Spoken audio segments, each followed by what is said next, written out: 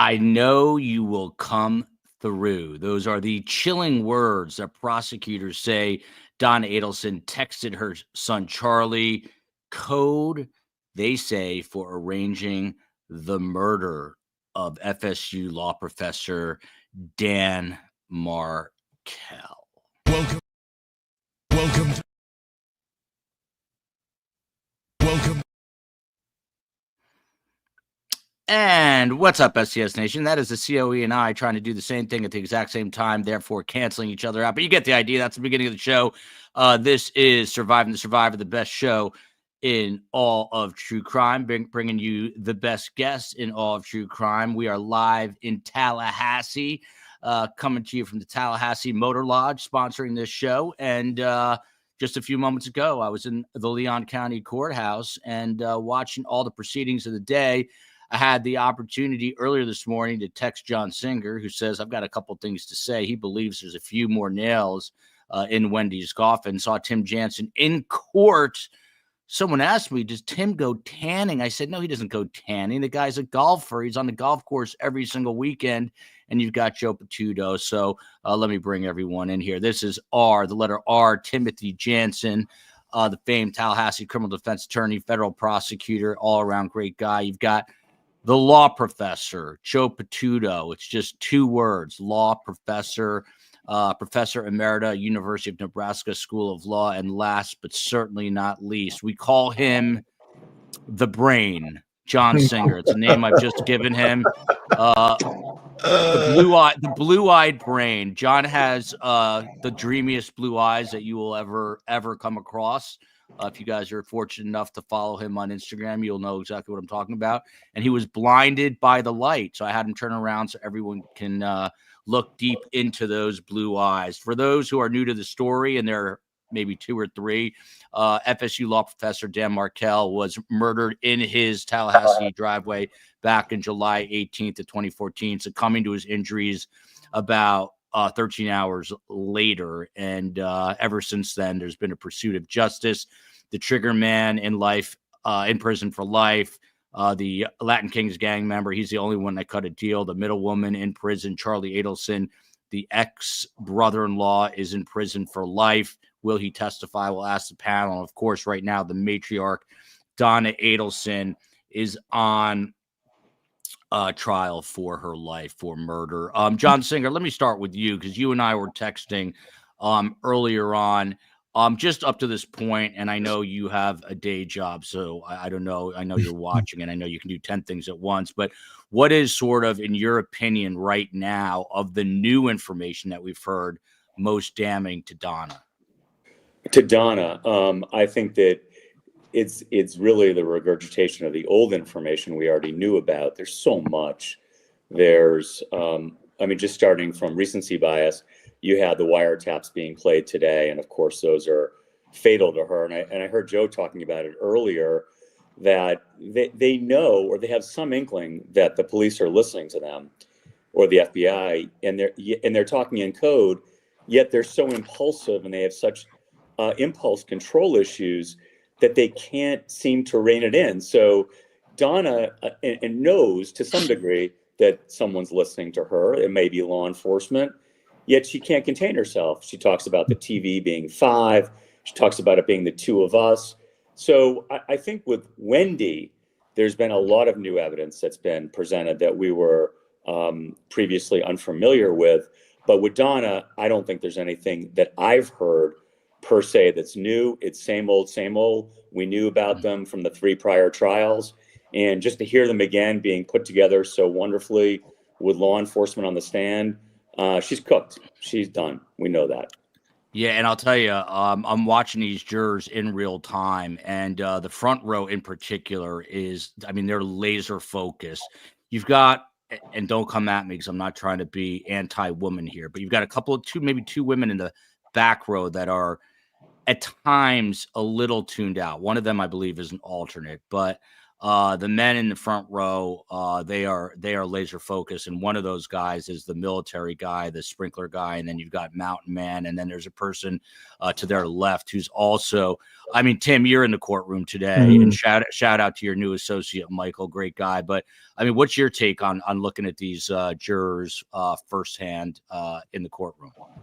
Yeah, the jurors were really riveted. They very young jury, and they're watching and they're taking everything in. And sometimes when a really bad thing for Donna, they'll look right at her. That's not a good sign. They do listen to Georgia. The two alternates, the one woman I saw her taking notes today. The guy next to her, he's been paying attention. The one woman in the jury in the back row is very stoic. Doesn't make any movements, doesn't take any notes, just sits and looks at everybody. But yeah. Quick side note, a little color. I went to lunch, of course, at the Metro Deli, which, by the way, I'm thinking of moving to Tallahassee and opening up a deli because there's no competition. But I walk in there and I sit down, and at the table right next, making dead ahead eye contact with me is Harvey Adelson, and he's there with Dr. Ben Graber and John Singer and Joe Patuto. I'm not kidding you when I got a little chill down my spine because, listen, I don't know the guy personally, but he has a bit of a maniacal look to him. I'm talking about Harvey. And when you think, I personally think he is involved in this. Everyone is innocent until proven guilty in a court of law. However, with that said, I personally think he's involved in this. And so to have a guy, he definitely, and I'm not saying this to be immodest, but he definitely knows who I am because I could see him talking to Ben Graber about me. And then to think that he is part of a conspiracy like this, potentially, it's a little chilling. You're sitting in the Metro Deli and you're like, whoa, this is uncomfortable. Joe Patuto, to you. You were there all day, the workhorse. She doesn't like that, but she is. She's out working everybody. And probably the most underpaid person on planet Earth right now, but she's the best, and everyone I think appreciates how amazing Joe is. So we appreciate you, Joe. But today, what I guess stood out to you the most of the color commentary you were providing today? Just the overwhelming drumbeat. It was one thing after another, and at one point, I was thinking, I still don't think the cross is as good as it could be. But at one point I thought to myself, what could you do? I thought the cross of Corbett, at least in part, when they were trying to suggest, go after some of the information, they had to do it. But, not only was it not effective given what was on today, but there's more coming with regard to it. I did think there were a couple of, at least for me, new things, and maybe they weren't major, but they certainly added to the picture of Donna.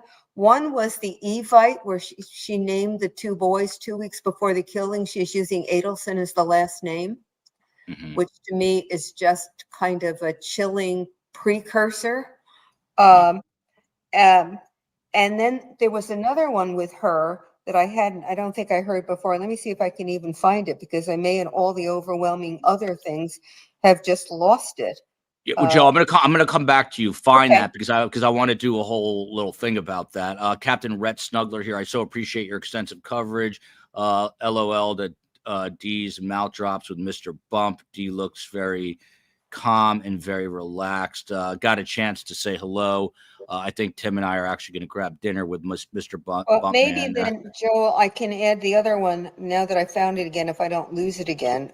Please go for it. That is Wendy calling or texting Dan Markell while she's at Donna's to confirm his schedule for the weekend of the killing at Donna's house. I hadn't heard that before, that she was there and confirmed, even though she already had the schedule for, they said, 3 or 4 months. Yeah, all these things are incredibly interesting. Tim, can you put that super chat back up for 1 second, COE?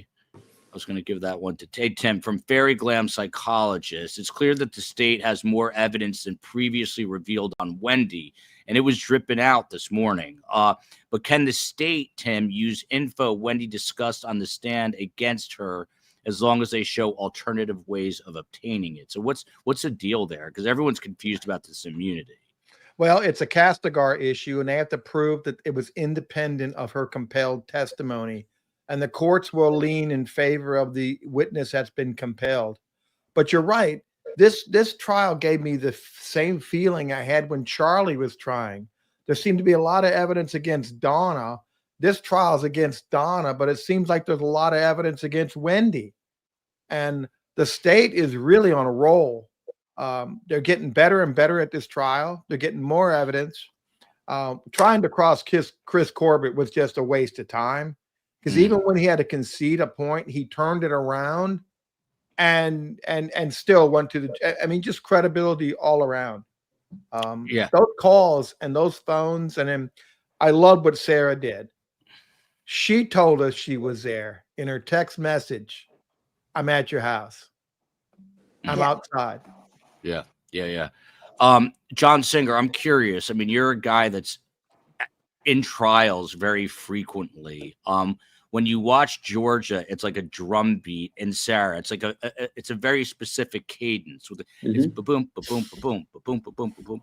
And then Jackie Fulford gets up there, or Zellman, but more Jackie Fulford, and it's like she asks a question and then has to shuffle through papers for 90 seconds. And I look over at the jurors and they look at each other like, does this woman know what she's doing? How does something like that impact a jury pool that's, sitting there in the jury box deciding on this? Do they look at her as disorganized or him as disorganized? I mean, they may, but I think ultimately it's going to be the evidence that they weigh when they're deliberating. So again, you as a lawyer, they may like you, they may dislike you, but again, when the jury is deliberating, they're going to be focused ostensibly on the evidence. It does surprise me a little bit, though, after a direct witness testifies, you'll see Fulford and Zellman conferring, and it will take a pretty long time till one of them gets to begin their cross. And most of these witnesses have testified on 3 separate occasions. Most of these witnesses have been deposed, if not all of them. Some of them, like Jeff Lacasse, gave 3 interviews to law enforcement in the aftermath of the murder. There really shouldn't be a delay when direct ends and cross begins. They should know exactly what they want to do with them. Jeff Lacasse gave 99% of his testimony has been given in prior trials. He did introduce a few new things, which I think we will get to vis-a-vis Wendy. But if it was Junim Chinda, if it was Jeff Lacasse, if it's even Sergeant Corbett, they've testified to the exact same thing ad nauseum. So the defense should be ready, and it seems like there's a lot of disorganization there. At the end of the day, though, it's not going to be that germane. What's going to be germane is the mountain of evidence that exists against Donna. Yeah, I agree with that. More time in pretrial motions than they did preparing for cross-examination and coming up with a theory of defense. Yeah, there was something that Jackie brought up that she wanted to object to at the very, very end of the day. I don't even know if it was caught on camera, and I could see how annoyed Everett was. And he just said, this was discussed and ruled on during motion hearings, and I'm not listening to any of it, and just shut her down.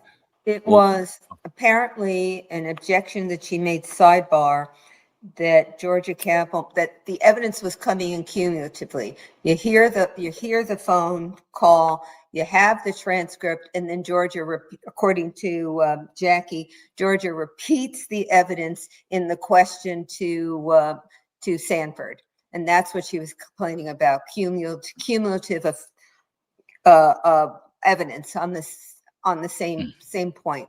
And she said she raised it at sidebar, and she was going to raise it again because Kappelman was still doing it. Abby Crossing, by the way, saying that the jurors looked, and I agree, when Charlie's wiretap was being played and he's talking about why would he ever date a 37-year-old, even if she's a Playboy playmate or Victoria's Secret model. I mean, it wasn't just the women. The men are just like, this guy's a pathetic loser. I mean, he's like insufferable, and they weren't hiding it. See, I think on that, I think they played that message just to sully the Adelsons. I don't really think there was an evidentiary purpose. I mean, I know they introduced it for the ostensible reason that it showed Donna was meddling.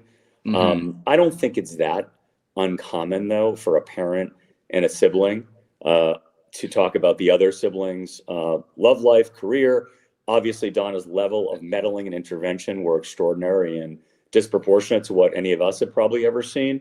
But that was played to sully the Adelsons. And it was cleverly done. Yeah, and I would tend to agree with that. That's exactly the effect it had.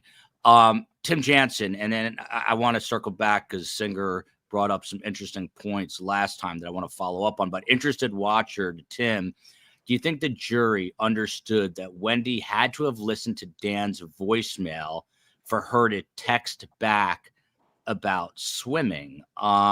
We found, that voicemail was played. Your thoughts on this? Yeah, because he wanted to take the boys, and then she responded, "No, I'm taking the boys this afternoon." And that was in the morning prior to the murder. And then I think she acquiesced and changed later and said, "Yes, you can." And I don't remember if that was before the killing or not, but it certainly, she was responding to his request. Yeah.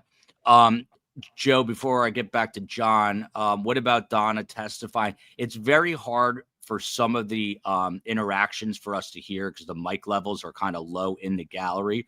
I thought Fulford at the very end of the day, Joe, told Judge Everett that they are planning to have Donna testify. I don't know if you caught that. I did not. But at this point, do you think we'll still hear her testify? And what about Charlie? I don't see how they can avoid it because I still think I don't see how there's anybody else who can give the explanation that she wants to give, although I think if they could avoid it, they should. I mean, she's going to have to get on the stand and explain her behavior at the bump. And if we're right that the informers are going to talk about the script, she's going to have to explain that. She's going to have to explain Vietnam. I mean, yes, I think she's going to testify, but I think it's going to be a disaster. And Charlie, I don't know. I don't think he will be a sympathetic witness, and maybe that would help Donna.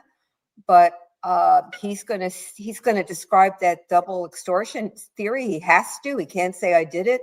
So I don't know that he will help much. But I mean, I think they're going to be in desperation. So they may just throw anything they can against the wall and hope something sticks enough to get reasonable doubt. John Singer, look at this. Harold, anything but dull. He's in the courtroom. He's a great guy. I sat next to him. He's tan, he's lean, and you know what he showed me, John Singer? Look what he says here. He's got it better than me. I got Joel's autograph, had a conversation, maybe a conversion, I don't know, with Steve Cohen, and got to sit next to Tim Jansen in court today. John Singer, I think he told me he's run 40 marathons. He's running his 40th, and he pulled out the old Boston Marathon pullover, and he told me if I was chilly in that 37-degree courtroom that I could never wear someone else's Boston Marathon. I mean, you got to earn that. Have you ever run the marathon, John Singer? I run 4, but I ran 4 New York, so I didn't do Boston. Look at you, 4. Look at what was your best time? What was your best time, Singer? Well, I was in the 4s. I was about 4:30. I wasn't great, but listen, I did it. I completed it. Yeah. I mean, that's impressive. You learn something new every day. Now we will call him Marathon Man. Bill Davis here. Great. The most chilling thing to me revealed today was a text from Wendy to Dan on the day of the shooting where she says, taking the boys. Okay, so this is something we've already, there you go. Do you have the actual voicemail? Because I'm not going to read all this, but you guys can take a look at it. But Singer, let me come back to you because you hit me up, I think, with a text yesterday. This was with Corbett. And you were talking about the money issue for Wendy's home, but she pulls out of the deal. Talk to us about why that is potentially so harmful to Wendi Adelson. Yeah, so that was one of 2 aha moments for me in the trial thus far. So that was during the Mary Hull testimony. She's obviously She's the financial forensic investigator who followed the paper trail, looked at all the bank accounts, was very instrumental in the Magmanawa trials because of obviously all the money going into that account. But they asked her, and they had not asked her in any of the previous 3 trials, but they asked her in this one, the state did, whether or not Wendi Adelson had the means to purchase the home in Tallahassee in October of 2013, because Wendy went to contract on that home. She actually signed a contract of purchase, and Mary Hull said she did. She had more than enough to put the down payment on. I think the house had a $300,000 and change purchase price, but she said she had more than enough. Wendy's testimony has always been that she pulled out of that contract because Dan had reneged on his promise to give her half the money from Trescott. He was supposed to buy her out pursuant to the marital settlement agreement from her share of the Trescott property. So she made it seem as if she pulled out on Halloween 2013 because she didn't have the financial wherewithal to effectuate the purchase. Then we heard from Mary Hull that she did have the money. Juxtapose that with the testimony earlier, where you had a text message sent to Wendi Adelson on October 31st from Charlie Adelson with a picture of he and Catherine Magmanawa. So the inference there is that Charlie told Wendy, don't worry about it. You're not going to be in Tallahassee for long. I've got the solution. And then he sends her the picture of the solution. And it's also very interesting because in that sense, Charlie texted Donna because they knew that they shouldn't put too much in writing. So Charlie texts Donna and says, hey, I convinced her not to buy it. I gave her the reasons. It would be the second most foolish thing you've ever done. The first, obviously, being marrying Dan. But I convinced her that renting is much more preferable to owning. That's really not what happened. So I think that was a major aha moment for me. And I think that that's going to be fatal to Wendy from a circumstantial standpoint. There's more that came out in this trial we can get into, but that really, really, really set off an alarm bell in me. Interesting. I want to come back, so I want to hear what your second aha moment is. But first, Tim Jansen from Paul Schultz. Look at this. Very generous super chat here. Tim, it's almost as if Wendy set up her brother and mother, the ultimate move to get control and be free. And I don't know if it was intentional, but it seems to be playing out that way, at least right now. Just curious what your thoughts are. I think Wendy's time is ticking right now, but at least maybe unintentionally that's been the outcome so far. But what are your thoughts, Tim? Well, it's interesting that the first person she thought could have done it at the jail was Charlie, and then her parents, and then calling her mom, and that seems surreal. She is a lawyer, right? And she assumed she was a suspect, so she was doing everything to say I'm not a suspect. And then they said, well, who do you think? And maybe Charlie. That was very curious for someone to do that. Now I've seen lawyers before. They get in the police station and they think they're smarter than the police and end up talking themselves into a conviction because they think and everything's recorded. Everything can come back. And when you say something, if you don't say it right, other facts or documents or emails or text or phone calls can prove you're not telling the truth. That's a real problem.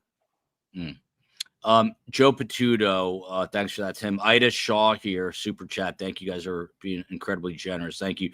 Wendy's text to Dan, nice and was good while it lasted. Moments before, again, innocent until proven guilty, but before she possibly knew that was going to be the last time she ever heard from him. I got to say, prior to this trial, I was heavily focused, obviously, on Charlie, who gets convicted, and all the bad guys and women, Katie Magmanawa, and thought Donna was incredibly overbearing.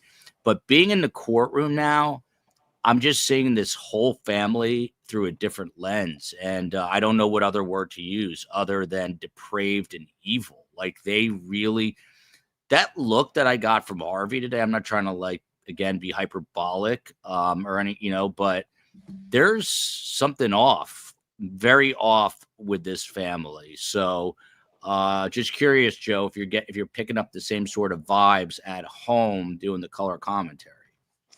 Not so much. I mean, I've got a buffer since I'm looking at it on screen. Yeah.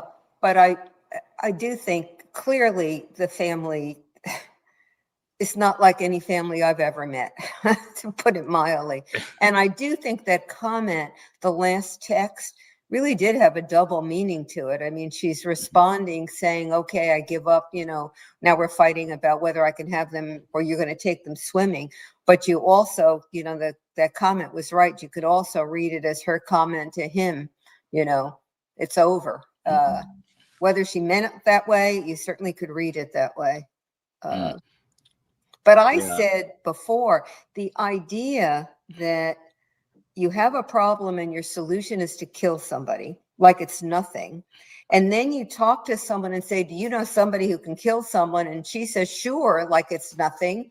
And then you go to someone and say, will you kill someone? And he says, sure, like it's nothing, is so incredible to me that, people could hold life that lightly, that it would be so easy to plan a murder, particularly if someone the father of your children and grandchildren or your nephews, and then people are willing to do it for some money with what seemingly without a second thought, is really unbelievable to me. Joe, I hope that Georgia and them some bring back together when Donna decided to use her maiden name to surreptitiously get at Dan and go against Dan in getting her an apartment, because it shows her involvement, her trying to be secretive and to do something damaging against Dan, which is exactly what she's charged with in this murder. Exact same kind of conduct. And the idea of letting him know that Wendy was filing for divorce and had moved out and planning to do it right before he's supposed to give a presentation at a conference and doing it, was it Jeff who said she was gleeful about it? I mean, it's just horrible. Yeah, it's kind of tough to even like wrap your head around it, I think. Tim, why don't you take this one? And I'm going to go back to Singer about Wendy's future. But don't you think all this evidence, this stuff that we're hearing today, I guess that's new tidbits of things. How, if at all, are they, to use a John Singer word, effectuated in an appeal? Well, listen, Charlie's best appeal is going to be the conflict. It's not sufficiency of the evidence. It's going to be the conflict that he wasn't able to call a witness, his mother, because of the conflict. He was denied a fair trial under the Sixth Amendment due to his lawyers and the conflict. And he would have been able to call his mom. That would have verified this extortion, even though it doesn't seem that's her defense. I do not think Charlie's going to testify in this trial. I think that ship has sailed. But I do think Donna will. I think Donna has to testify. Yeah, that's interesting. I mean, Tim, I know this is like a ridiculous question, but I was talking about this with Abby Crossing. I mean, the state pays for this guy to come from South Dakota. We got a photo of him. I mean, is there anything to the, when you work in TV news, the executives are so cheap that like if you get a shot, like you don't use the shot of the rain, they yell at you because you spent 5 minutes of OT again. Do they hear from Jack Campbell if they schlep Charlie Adelson from South Dakota and they don't use him? Is there any kind of backlash where you're almost forced to bring him up for a minute, or no? It doesn't happen. He is like insurance. He is there strictly for the state for rebuttal in case Donna comes up with some new theory of defense. So you'd rather have the extra soldiers than not have them, right? And I think that's what the state is doing, keeping these cards ready if they have to play them. Because the defense has really held their cards. They're not really saying what their defense is, or they don't have a defense. Yeah. This Ben Graber guy, I mean, I especially don't want to talk bad about him because I've probably seen him at the Metro Deli, but apparently he had no relationship with his family. And it's just odd that he's coming to their defense after all this time to defend people that seem sort of indefensible. I don't know the relationship. We've invited him on the show before. I know Steve Cohen has been in touch with him, and I suppose I would give him a platform if he had something interesting to say, but I don't know what's going on there. I was keeping a very close eye.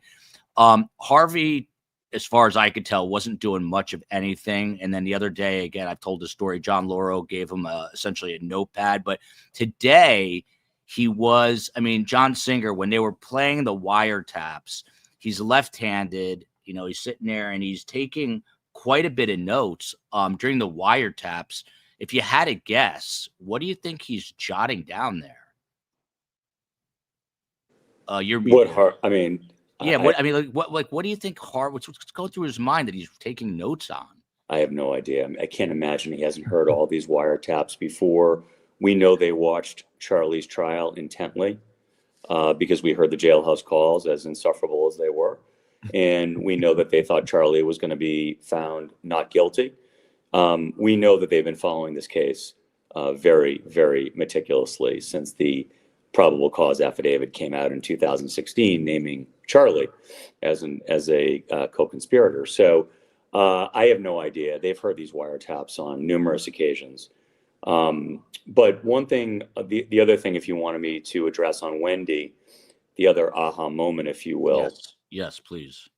The strongest piece of evidence against Wendy, in my opinion, prior to this trial, was when she, according to Jeff Lacasse, she said to him on the Monday evening before the murder, which would have been July 14th, it was after their extremely awkward and uncomfortable yoga date. He was walking towards his car and they were essentially broken up. And she said to him, "When are you leaving for that trip for Tennessee? Are you leaving Friday morning, the 18th? Which route are you taking?" She had all these very pointed questions about somebody with whom she was essentially breaking up.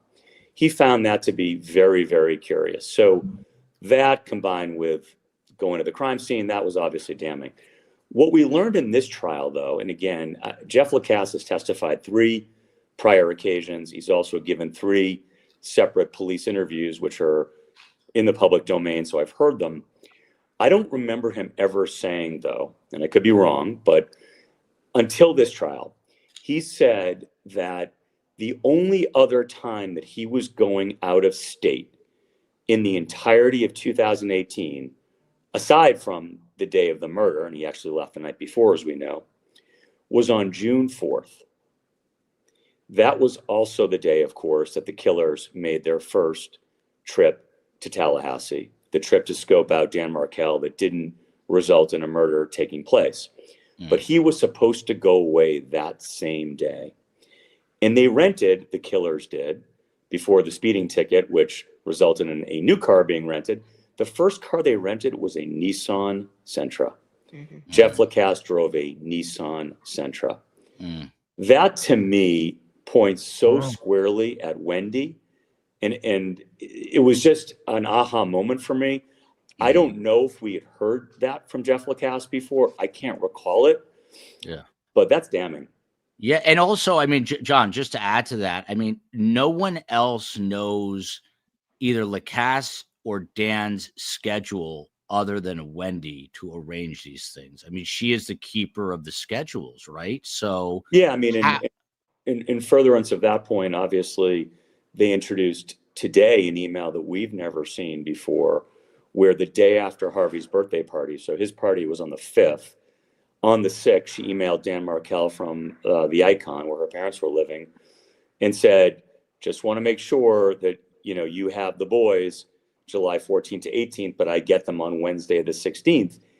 And what Corbett said was that had already been established months before that schedule. So her reiterating it seemed particularly strange and also aberrational. But obviously she wanted to know and nail down specifically that Dan wasn't going to be in New York visiting his girlfriend, that he was going to be in Tallahassee those dates. Very problematic testimony and evidence against Wendi Adelson right there. Isn't it ironic from Dragon Nana here that they changed the boys' names to protect them? The Adelson name is destroyed. I feel for the children. I mean, everyone should feel for the children. But Tim, what do you make of John Singer's point that maybe this is the first time we've heard it, but, you know, coincidentally, the hitman drove that Nissan Sentra, I think it was. And then that's the exact same car that Lacasse is driving. And if that's the case, and it seems more and more like Jeff Lacasse, and he feels the same way, but more and more like he was going to be the fall guy for this. There's no way around that not involving Wendy. I mean, there's just no way around that somehow not involving Wendy. Well, somehow I remember when he testified the first time, he said he had a car that looked similar to the Prius. Right. I did not Exactly. know that the first trip that they rented the same exact car. I didn't know that till what John just said. Exactly. That is a boy, that's a big thing. Yeah. And then Joe, just going back to what John was just saying, because I have this and you sent me some notes. And by the way, Phantom 6000 is a friend of mine. He's an attorney in LA.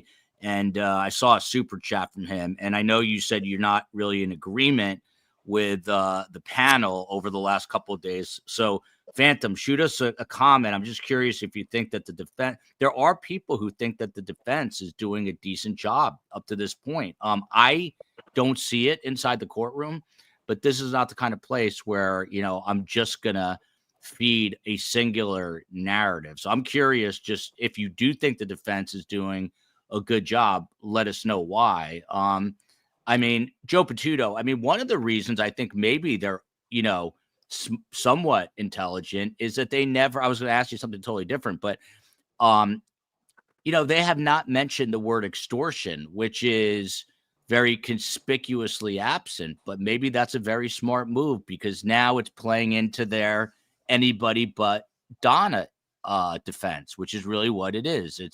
They're nebulous enough and not specific enough where maybe they're leaving the jurors wondering, well, she was a horrible person, but did she take the step to actually be the mastermind behind this? What do you think, Joe? It's possible. And if Charlie is not on the stand, so the double extortion doesn't come in, and Jackie in the opening already said that there was enough evidence that Charlie was guilty. She could get on the stand and say she suspected, without getting into double extortion, but he was her son and she was helping him. Didn't know exactly what was going on, didn't ask any questions. It seems to me that would be a little cleaner than getting into the double extortion explanation. I still don't think it's going to work with everything else, but I do think you're right, Joel, that it's a cleaner way to try to do it. Yeah, and I usually have pretty good intuition about people. Like if I was a betting man, and I could be very wrong. I'm often more wrong than I'm right, but my gut tells me that these jurors have already made up their mind. That's the sense that I get. And we've still got a little ways to go. John Singer, just curious because of what I said. Now we've got Buttercup 203 here, thinking that Jackie was great with Wendy. And, like a lot of her cross, I'm kind of like, what is this woman talking about? But she ended it by, basically pointing the finger at Wendy and not Donna.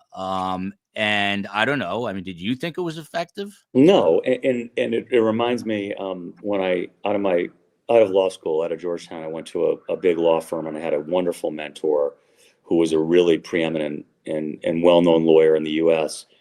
And we were talking about the Monica Lewinsky, Bill Clinton situation when Monica Lewinsky was represented by Bill Ginsburg. And my mentor at the time said to me that Bill Ginsburg either is the smartest person alive and knows exactly what he's doing, or he's completely clueless because I can't figure out what the strategy is. And that's how I feel watching the defense here, because just when I think I know what they're doing, just when I think I understand what their theory is, they surprise me at every turn. They're throwing Donna. They're never throwing Donna under the bus. They're throwing Charlie under the bus. They're throwing Wendy under the bus. They start out one way with a witness, then they turn on that witness.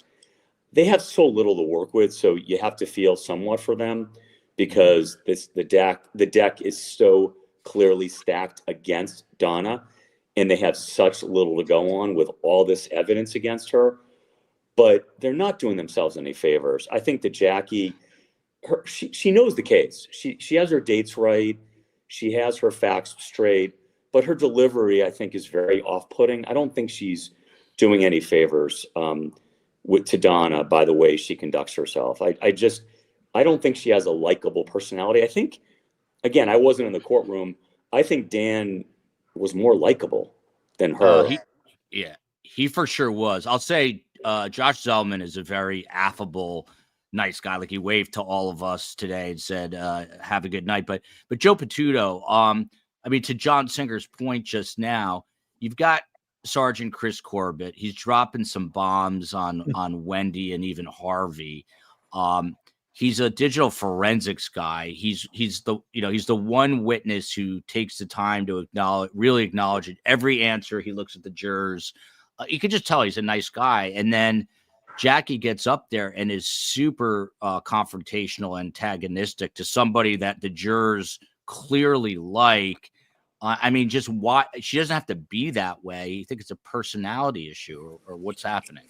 And thank you to S. Hughes here. Thank you very much. I think she's, let me put it mildly, misguided in that. I mean, I don't think you should, a witness who comes across clearly as likable, trying his best, sincere, you can ask those questions without sounding confrontational and condescending.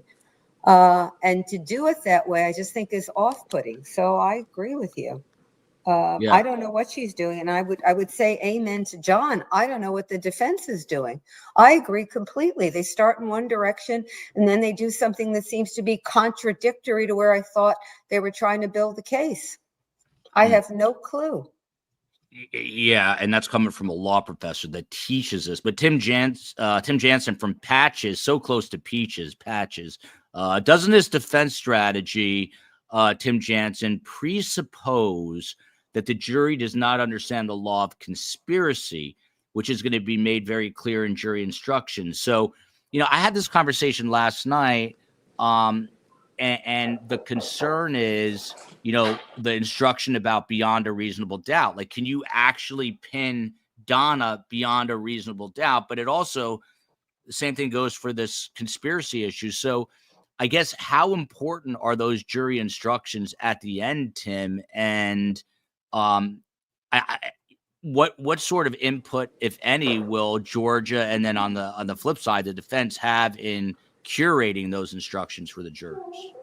Well, the jury instructions are going to favor the government, right? The law of conspiracy, two or more people agree to commit a crime, and you don't have to, she's going to say you don't have to be there to commit the crime, but in some way, if you agree, you help participate or you help pay for. I think they've pretty much proven to this jury that they paid for this murder. The defense, the problem with the defense is they have a really bad case and they don't have one theory that will defend all of the things that Donna said and did with Charlie. And she's her own worst enemy. Even at the end, she's still writing these things to inmates that are going to end up harming her. She sends that text, outside your home. Well, they don't have to really prove by Corbett, even though I think it's pretty clear his demonstrative aids clearly put them on the path that they were there. And they're they're pushing up, they're pushing a rock up the hill. And I don't say it's hopeless, because you can get one juror. Donna gets on that witness stand and starts crying or gives some excuse why she did this. One may feel sorry for her, but I'm confident that the last jury instruction, that's going to be the overwhelming one, consciousness of guilt and fleeing, that's going to be the one. If there was any doubt at all, it's gone.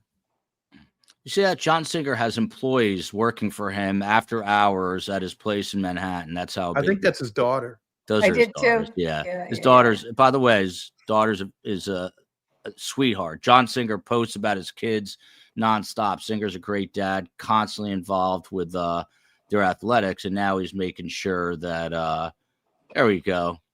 John Singer, there's child labor laws in this country, John Singer. I hope that you're abiding. Let's hold on. I got to get you out of this other. How do I? Oh, okay. You should be good. So, John, July 6th, what is that? That's 12, basically 2 weeks almost. The morning after Harvey's birthday party, Wendy texts Dan and says, "Are you in Tallahassee July 14th to the 18th? Can I have the kids on the 16th?" To which he replies, "Yes. These dates coincide exactly with the killer's July rental and Dan's eventual murder on the 18th." I mean, this is another piece of evidence. You got some weird feedback, so I think you got to flip your other one off, whatever. But I mean, how can anyone make the argument here that Wendy's texting these things without being part of this conspiracy? I mean, how's that remotely possible? Just give me one second. Sorry. Let me go, Tim. Let me go to you while Singer's figuring that out. I mean, you've got a text message, right? Mhm. And she's literally asking the dates that he's going to be gone, which are the dates of the murder. So she knows his movements. I mean, how can you tell anyone? How can you make an argument that she's not involved in this after hearing this? Well, it could be. There's two ways. One, it was involvement, or two, it was just a circumstantial evidence that it was a coincidence that she was trying to find out about the kids, and I want to just make sure the kids were taken care of, and I want to make sure when I was getting them because I'm going to be traveling back. People always can come up with some kind of version, Yeah, maybe but true, Tim, may not be true, or maybe in the middle. you juxtapose that with her doing essentially the same thing with Jeff. You know, they're breaking up and she asks, "Are you really leaving tomorrow? What time are you leaving?" It's essentially the same. Let me confirm where you're going to be as I'm building this, working on the conspiracy or on the murder. It seems to me if I were Georgia, I would use both those in juxtaposition because I think it's the same behavior and it's incriminating twice. Once is an explanation, twice is a lot harder. Yeah, I agree with you. John, I think we're good now. Let me unmute Yeah. you. Do you want to react to that point, this text message about the 14th to the 16th that comes the day after the birthday party? Yeah. It's presumed that the gift is the murder. Yeah, I think I addressed that earlier that she sent that email on July 6th from her parents' place in South Beach to Dan and asked if he would be in town or confirming he was in town. They had already set that schedule months in advance. So the question is, why was the state adducing that evidence today? They were adducing the evidence to show that Wendy was taking affirmative steps in furtherance of the conspiracy, which she was. Somebody had to let the killers know that it had to get done at the date on the date it was done. That information came from Wendy to Charlie to Katie and then to the killers. So the fact that they were introducing that evidence just means that they're one step closer to Wendy. And they asked the investigator, why, did you find it strange that she was writing it? And he said, yeah, because she had already sent the same schedule and was already clear on the schedule weeks, if not months earlier. They had a very established pattern that was done through a case coordinator. It was blessed by the court. There was no need to send that reiterative email. It was already known and set. So that's a really bad piece of evidence against her. Yeah, and John, you got a question specifically from Paul Schultz. Thank you, Paul. Question for John Singer. What about when Charlie was convicted and on the phone they talked how crazy it was for Wendy to drive by the crime scene? Isn't that a nail in the coffin for Donna and Wendy? I mean, obviously Charlie can't shut his mouth, but is that just Charlie ranting and raving, or is that actual evidence, to a crime? Well, I think you have to look at the context of that comment. That the two themes that Charlie was harping on the most with Donna on those jailhouse phone calls was Wendy's book and how they used that against Charlie. Charlie said, I didn't write the book, and how they used everything in that book against him. He was harping on that. And he was also harping on the fact that Wendy drove by the crime scene, that they really fixated on that. He was calling it a coincidence, but, I'll let Tim handle that one because, again, I don't know Tallahassee. I don't know Centerville to to Trescott, to ABC Liquors. They said there were a number of liquor stores that she could have gone to and that she went, what did they say, 9 minutes out of her way, I think Corbett said. That does seem like a pretty strong piece of evidence against her.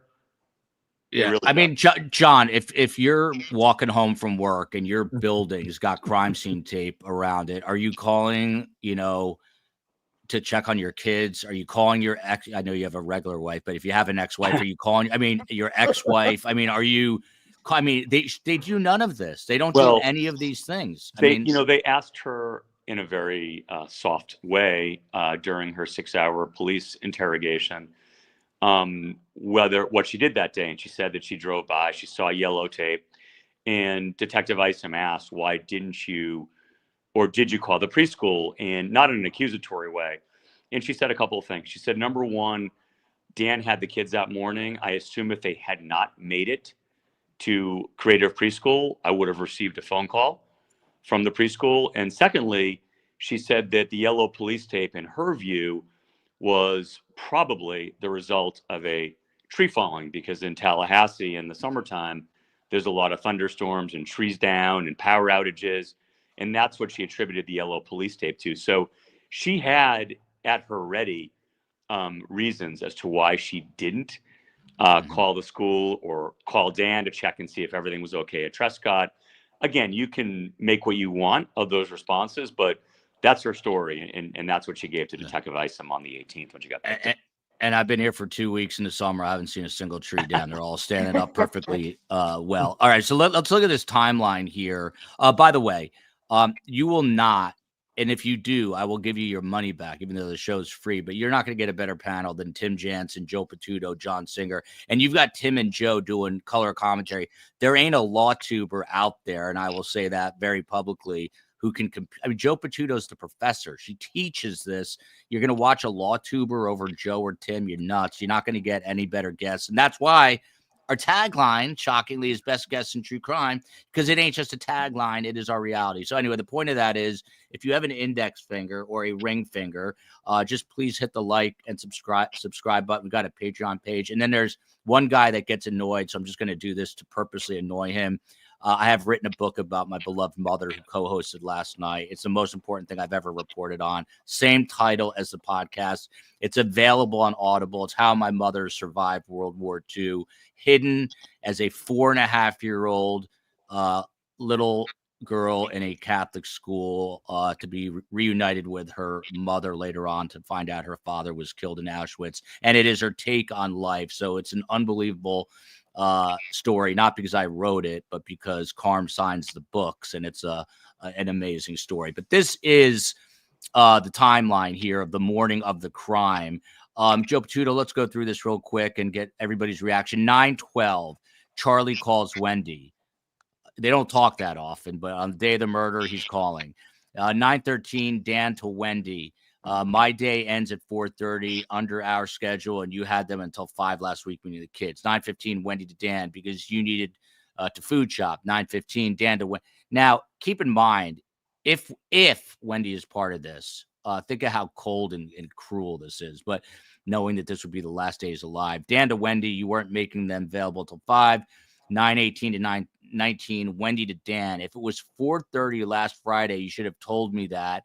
Why tell me now? She's fighting with a guy who she likely knows is not going to be with them past 11 a.m. 9:19 a.m., Wendy calls Charlie. And this is it, Joe Patuto. 18 minutes and 17 seconds. She claims the call was about fixing a flat screen TV. Per surveillance, the killers were already tailing Dan at Premier Gym while Wendy and Charlie are talking about the TV. 9:20 a.m., Dan texts Wendy because I was being nice. At 9:38 a.m., nice was fun while it lasted. I mean, think of how unbelievably callous this is if she's involved. See you at 4:30 p.m. today at my house then, when she knows she's not going to ever see him. Joe Patuto, I may or may not have installed a little home theater in my house. And if I discussed that with my wife for more than 13 seconds, she would have divorced me. So what is she talking to Charlie about for 18 minutes? It is not about a TV set. And again, jurors have to use common sense. You can't talk about a flat screen TV for 18 minutes. It's not possible. So what else could they be talking about?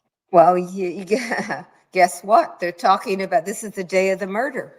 I also, I mean, it seems to me hard to present to a jury that here she is, a grown woman with a TV, and she's calling her brother about what to do with a TV that has a broken screen on it, that apparently the Best Buy guy, the Geek Squad guy said can't be fixed. And yet she's calling her brother seems to me to be ridiculous. 18 minutes is beyond any explanation that I think anybody would believe, particularly on the day of the murder.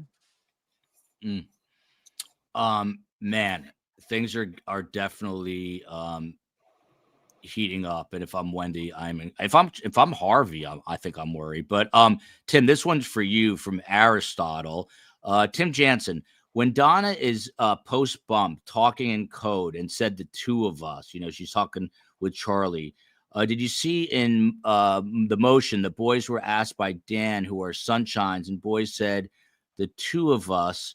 I don't know that I fully understand this comment. Do you get this one, Tim Jansen? But I mean, obviously, they're not. I think the bigger point is Donna is talking in code to Charlie, not really wanting to say. And Pat Sanford makes the point today on the stand, the FBI agent. There was a threat made against them, and she calls Charlie, never calls police, never calls 911. This is like Wendy on Trescott. So, I mean, is this just the evidence piling up against them? Yeah, it looks like, because Charlie didn't know what she was talking about. Charlie was doing whatever he was. He gets his phone call. He says, what's it about? Is it IRS? He's thinking it's IRS, I think he thought at one time.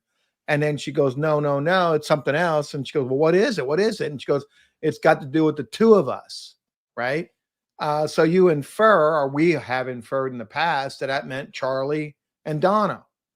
And you could look at it that way, but that's how it looked. And then, of course, they met, and then they left and sat at the beach by the pool, so nobody could, that's going to be hard for her to explain if she thought this was some gang, because the gangs don't do wiretaps. This is clearly two people talking as if they're being recorded, and very suspicious, very damaging.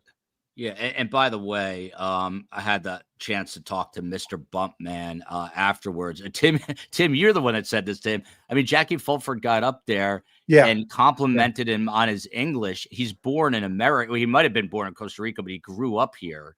And like, I don't know if the Tallahasseans picked up on that, but it was incredibly offensive. And he just said, yeah, I speak Spanish, and he speaks perfect Spanish. And she's like, wow, you have quite the accent. It's like, yeah, I mean, I walked up to him and I said, hey, you speak pretty good English for an American. And he started laughing. I think she was trying to establish rapport, which was so ridiculous. But she doesn't. She can't do it, though. She can't. No. She tries. She can't. If that's her rapport, she should, you know what she should do? She should go into the funeral parlor business, which is what she's in. That's exactly what she should do. John Singer, are you surprised? And I feel like everyone's had not just a long day, but it's turning into a long life at this point. So we'll keep it fairly short, a few more minutes. But we found out, John Singer, that that Pat Sanford, the FBI special agent who arrested Donna, George has said he's going to be on the stand for the majority of the day, which I got to be honest, I got a little, I don't know. I'm not, he's a nice guy, but we've heard a lot of what he has to say. But why is he going to be on the stand the majority of the day? And then what are you expecting post Pat Sanford that's left for the state here? Well, they've only gone through 3 of the post-bomb phone calls, the 3 calls involving Charlie and Donna. They haven't gotten into any of the calls yet between Charlie and Katie, and we know that those were there were a number of those, right? We've heard those calls before. They speak quite often on the phone, and then we've heard the Katie Sigfredo call. So you're going to hear all of that, the entire post-bump tickling of the wire. You've only heard from 2 of the conspirators right now, Charlie and Donna. You're then going to hear from Charlie, the calls between Charlie and Katie and Sigfredo, Katie back to Charlie, Charlie back to Donna, you're going to hear Dolce Vita, because they obviously brought the law enforcement individual in there to lay the foundation so that Pat Sanford can testify about Dolce Vita and play portions of that. Then there's, of course, what happened with Vietnam, maybe some of the jailhouse calls. It sounded like they were laying the foundation for some of those as well. So there's still a lot to do. And then I think then you've got the Donna's actions in the aftermath. You've got Vietnam, you've got what happened with the jailhouse snitches. So Right. there's not that much more to go. I think we're winding down the state's case, but there's a bit left, Yeah. and I think Sanford's going to take a while tomorrow.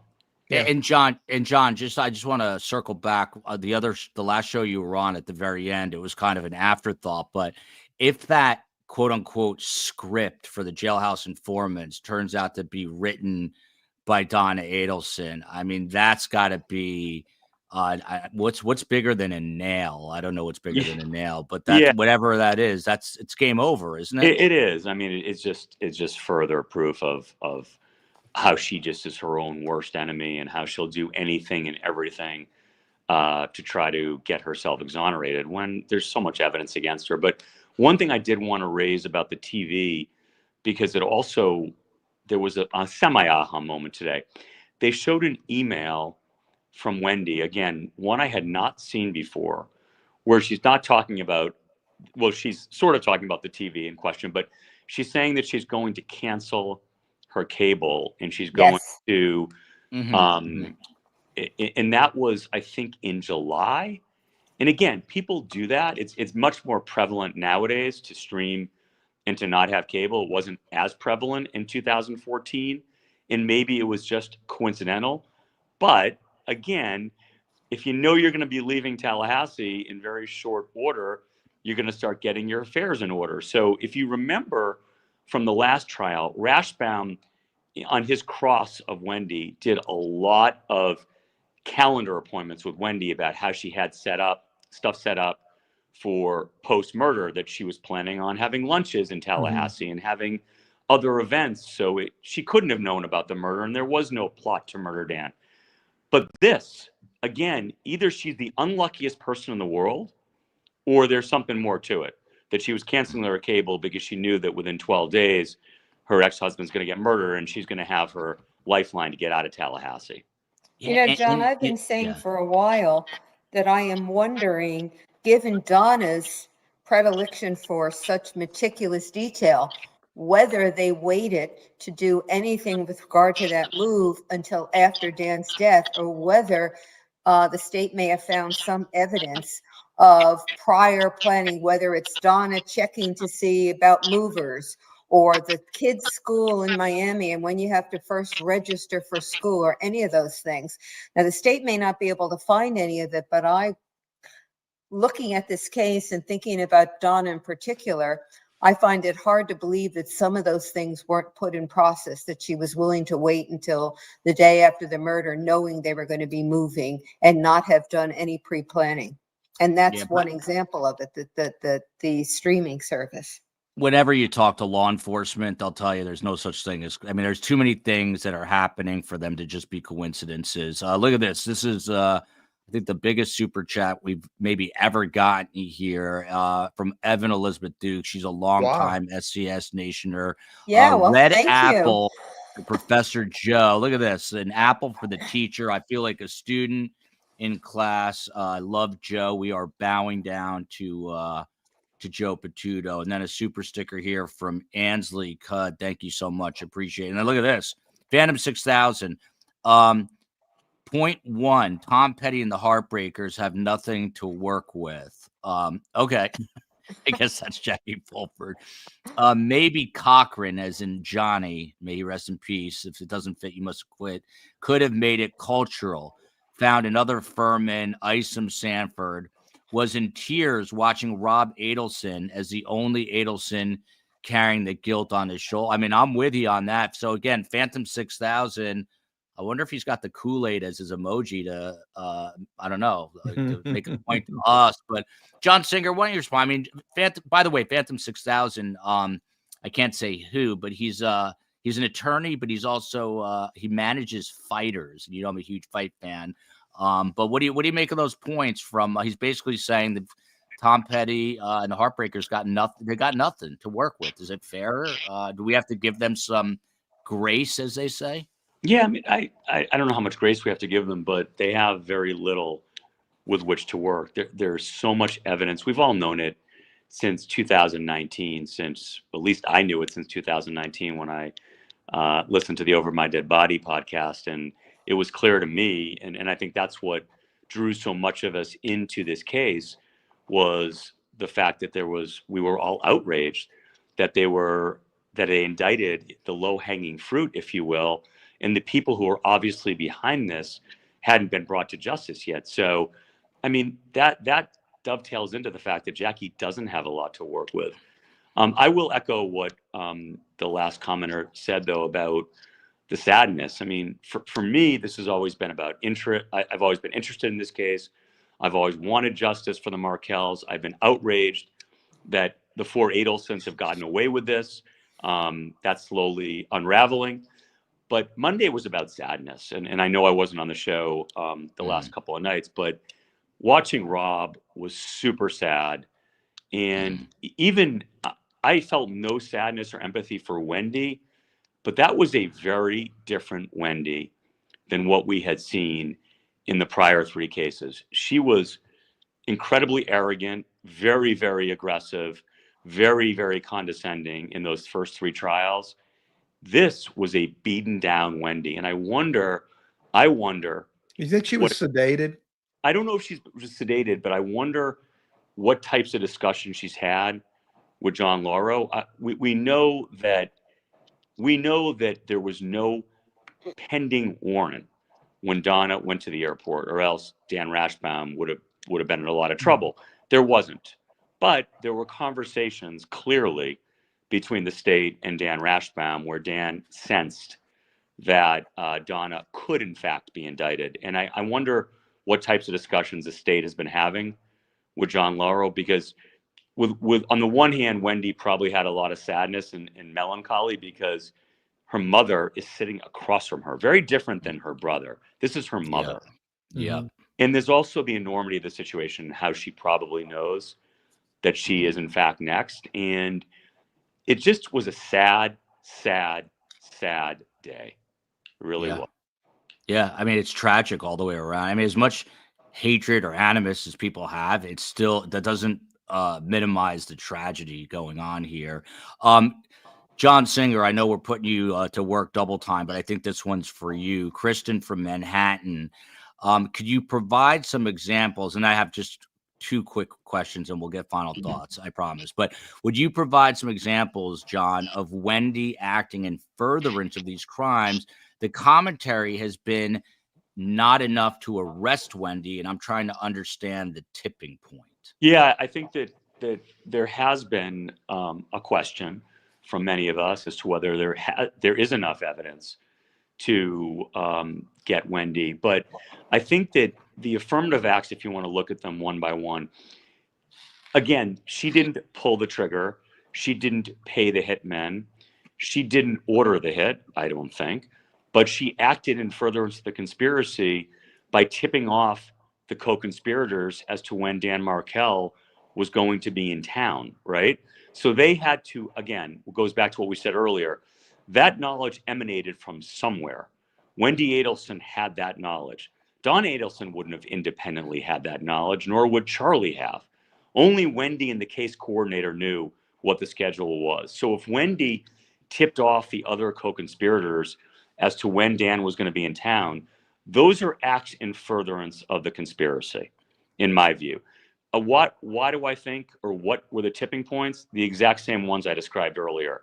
The fact that Wendy was setting up Jeff in June, that she knew he was going to Gainesville, and she set him up then because she knew that the killers were obviously going to try to kill Dan then. I think that combined with her providing the co-conspirators with the knowledge that Dan was going to be in Tallahassee on July 18th is the one affirmative act that they have to get Wendy. And again, we don't even know what they have. We've only seen so far what they've adduced in Donna's trial. There may be much more at this point. If there is much more, are they just keeping that close to the vest to, like until there's an indictment? Well, they keep in mind, Wendy has been a necessary cog in the state's prosecutions, right? Mhm. Without Wendy to testify about the divorce and about the divorce filings and so forth and so on, that's a much harder case. And you can't have Wendy testify if Wendy is under indictment, because then she's going to not testify. So the fact is that they've needed Wendy. They've used Wendy to get each and every other co-conspirator. They use her to get her mom. They use her to get Charlie. They use her to get Katie and Sigfredo. Eventually, they're going to get to her, is what we all hope. And at that point, they don't need her anymore. She's going to be sitting in their chair.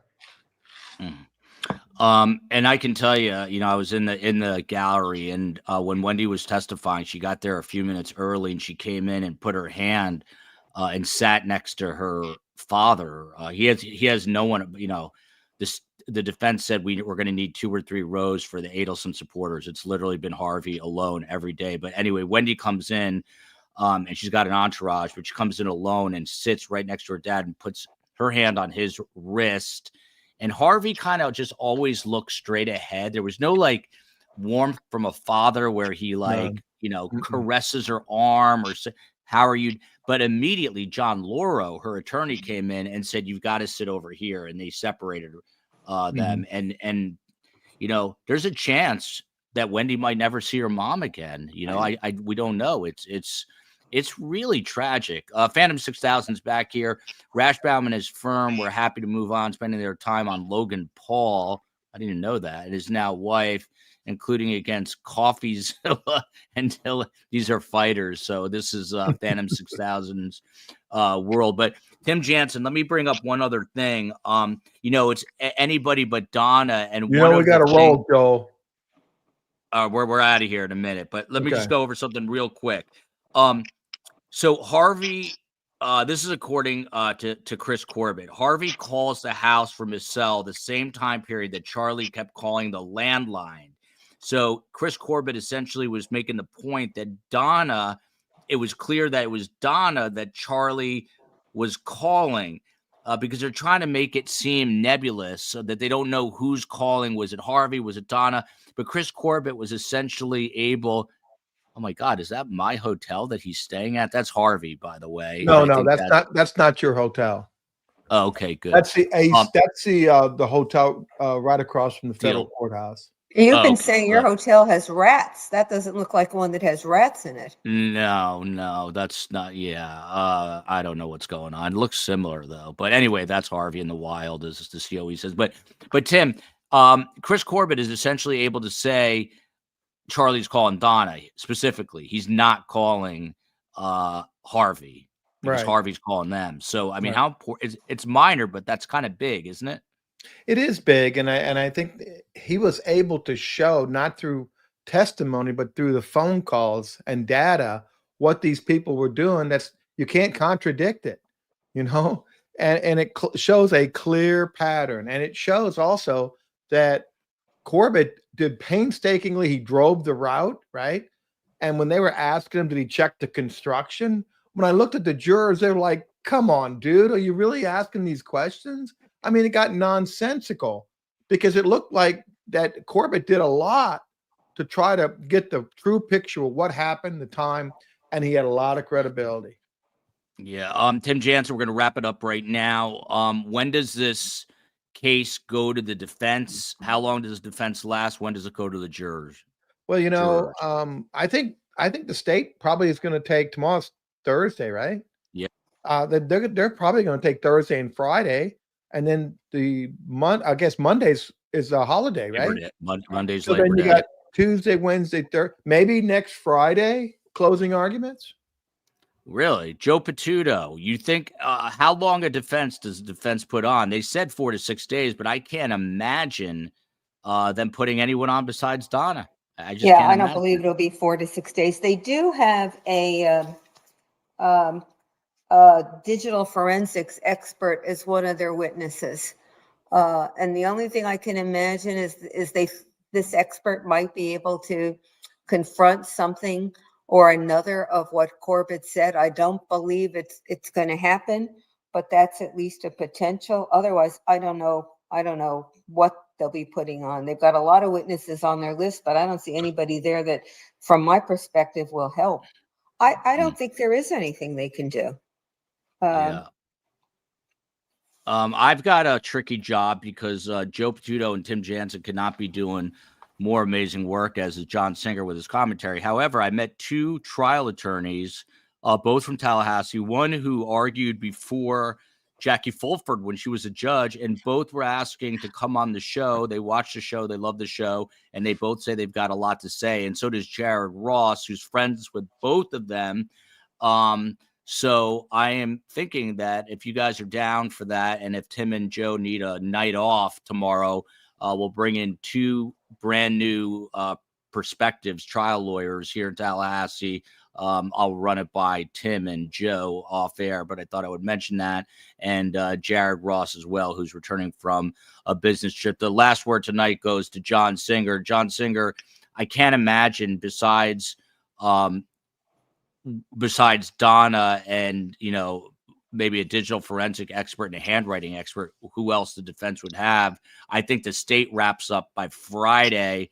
Donna, how long does Donna spend on the stand? When does this go to deliberations, John? I agree with Tim. I think that the state, if they can finish by Friday, then Donna will testify on Tuesday. If she's anything like Charlie was, and she's probably less loquacious and verbose, but I think she'll go a couple of days. It's possible the jury gets it by the end of the week. Can I ask one question before you sign off, Joel? Yeah, 100%. I want to ask Tim and Joe, because I was very, very confused by something that happened today. Right before the lunch break, there was a statement by Sarah Catherine that she had 30 to 40 minutes left with Sergeant Corbett. And the issue they were tackling right before the lunch break was a conversation that Donna and Wendy had in the aftermath of the conviction. And the intimation was that Wendy said something to Donna along the lines of, that double extortion theory is ridiculous, or something like that. And then they got into the whole issue of adoptive admissions, and Joe did a great job of explaining that this afternoon. But what happened to make Sarah Catherine cut off her examination? And the judge ruled that was admissible testimony, but why didn't they pursue it further? It seemed like it was going to be quite interesting. It was a real cliffhanger before the lunch break. Great point. By the way, we were shocked I was so stunned by that I wrote that the state rested. I meant that the witness was done. And everyone started yelling at me. But Joe Patuto, I'm sure you remember that. Do we know? I do remember it, and I don't have an answer. I had the same question, John. She said 30 to 45 minutes. She was going to go into that. She got a decision from the judge in her favor, right? And then nothing happened. So I have no answer at all. I think they made a trial decision not to do it, because the judge ruled in their favor. Do you think they made that decision because of a concern on appeal? Because yeah, possibly. Okay, maybe it was a close call, and it wasn't worth. No, the juice wasn't worth the squeeze. If it was a close call, it was the right decision then, because you don't want to risk a reversal on appeal in a case that's this strong. Right. I mean, did you hear Joe in real time was saying that the state cited a later case than the defense did? And I was like, that's why she's a professor. She's just offended so good that he's relying on a case, and the judge says there's a case. I don't know what the dates were, but one was in Southern Second, the other was in Southern Third. And he said he didn't know about the case, and he still wanted to cite the earlier case that the judge said wasn't even relevant. I was stunned. Yeah, this is a super chat from Sali. Through the Spanish comment to the bump guy on Cross the Defense, maybe wanted to get in that it's the Latin Kings gang, maybe by those subtle. Abby Crossing, John, in answer to your question, that George and Sarah are going to circle back, and she just needed to lay the foundation. Okay. We'll see. So. Yeah, Me that's too. what Abby. Yeah. By the way, Abby is one of the smarter people given me. I told Abby Crossing, like, we go to the movies and I have to ask the COE questions every fight, like who's that guy? What's that guy doing? And I do that with Abby Crossing in court because I have no idea what's going on half the time, and she fills me in, so she helps make me sound like I understand a lot more than I do. So shout out to Abby Crossing, shout out to the COE, the glue that keeps us together. Space Coast on the West Coast is doing his thing as well as anybody. Steve Cohen schmoozing away, also beeping away on Instagram, Surviving the Survivor. He got caught going through security again, and I got video of it, so it's on Surviving the Survivor on Instagram. And of course the mods are simply incredible. I'm gonna go meet up with Tim and Mr. Bumpman, so look out on Instagram. I'll post some pictures at Surviving the Survivor. Joe is the workhorse, the law professor. Tim Jansen, the famed Tallahassee defense attorney. John Singer, he is inimitable. The guy has, as Ned Smith, $20 words that he tosses around left and right. Don't post pictures of the bump man. I can post pictures. I guess you can't. You're right. No. I didn't show his face. I won't post pictures of the bump man. I'll send him to the COE. Thank you for that. She keeps me in check. Love you all. I'm starting to get delirious, but we're going to keep going until we get a verdict here. Love you, Tallahassee. Justice for Dan Markell. And please think of the Markells. They're having a tough time. I spent a few moments talking to Phil last night, and he just wants it to be over, and he wants to get the verdict that he wants, and it's agonizing to go through it. So please give them a moment of your thought, prayer, whatever you do tonight. On that note, we will be back with gavel to gavel coverage tomorrow. Be safe, be kind, and we'll see you tomorrow. Big thanks to the guests.